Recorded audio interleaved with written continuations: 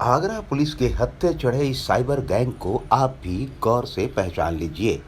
इस cyber gang की कहानी किसी फिल्मी विलेन के गैंग की कहानी से कम नहीं। यह इनसे बरामद सामान का दृश्य है। इसमें दर्जनों मोबाइल, दर्जनों चेकबुक और बैंक खातों से संबंधित ये कागजात हैं। पुलिस के हिसाब से इन्होंने दर्जनों लोगों से सैकड़ों करोड़ रुपए ठगे हैं और विदेश तक भेज दिया है। इस पूरी कहानी को जानिए आगरा के आईजी ए सतीश गणेश की जुबानी। जनपद आगरा में जो परिक्षेत्रीय साइबर थाना है, वहाँ पर प्रताप सिंह चाहर जो कि पूर्व सैनिक हैं,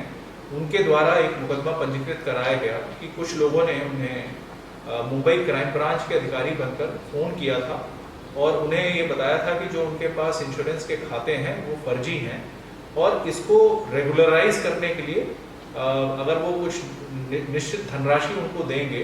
तो उसके एवज में उनको एक बड़ा इकोनॉमिक गेन होगा। इस आशय का मुकदमा पंजीकृत होने के बाद जो रेंज साइबर सेल की हमारी टीम है उसने इस पर काम करना शुरू करा और जब काम करना शुरू करा तो इसमें बहुत सारे चौंकाने वाले तथ्य निकल कर आए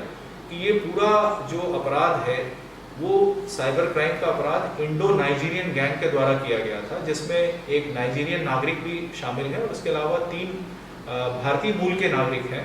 और इसके साथ साथ जब इस पर विभिन्न टेक्निकल टीम्स के द्वारा उनके लैपटॉप्स वगैरह जो उनके पास से बरामद हुए हैं उसको जब स्टडी किया गया तो ये पता चला कि एक अंतर्राष्ट्रीय स्तर का इसमें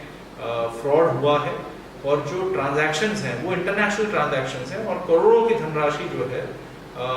इंटरनेट के माध्यम से, इंटरनेट बैंकिंग के माध्यम से विभिन्न खाताओं में प्रेषित की गई है। पूरे ऑपरेशन को जो हमारे रेंज साइबर सेल का जो थाना है उसके जो सबसे हमारे एक्सपीरियंस्ड इंस्पेक्टर हैं, इंस्पेक्टर शैलेश ने, और उनके साथ में सहयोगी की भूमिका में सब इंस्पेक्टर मोहित, चेतन और विशाल शर्मा, इन लोगों का बहुत ही इसमें महत्वपूर्ण योगदान रहा है क्योंकि ये बहुत ही कॉम्प्लिकेटेड केस था और उस कॉम्प्लिकेटेड केस को इन लोगों ने बहुत ही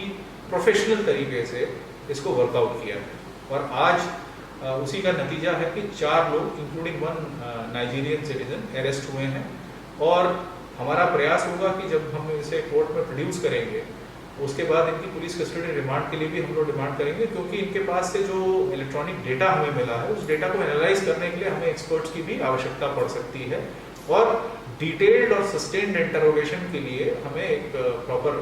चूंकि एक अंतर्राष्ट्रीय क्राइम है और इसका फैलाव जो है विदेशों तक है तो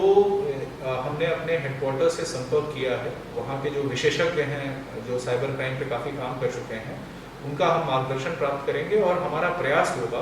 कि ज़रूरत पड़ने पर जो एनफोर्समेंट डायरेक्टरेट है या फिर मतलब सीबीआई की जो इंटरपोल है,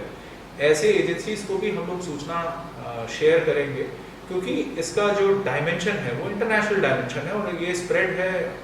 अक्रॉस वेरियस कंट्रीज। नाइजीरियन युवक मूल रूप से जब इंडिया आता है तो वो भोपाल में ग्राफिक डिज़ाइनिंग का कोर्स करता है और वहाँ से शिक्षा पूर्ण करने के उपरांत जब इसकी वीज़ा की अवधि समाप्त हो गई तो कुछ जो नाइजीरियन साइबर फ्रॉड में इन्वॉल्व क्रिमिनल्स थे उनके संपर्क में ये आता है और फिर ये अपना नया काम शुरू करता है जिसमें इसका साथ कृष्णा नाम के एक युवक ने, जिसके बहुत सारे छदम नाम हैं, कृष्णा भी नाम है, करण सिंह यादव भी नाम है, उसके पास बहुत सारे आईडीज मिले हैं, उसको साथ में लेकर इसने इस अपराध को विस्तार दिया।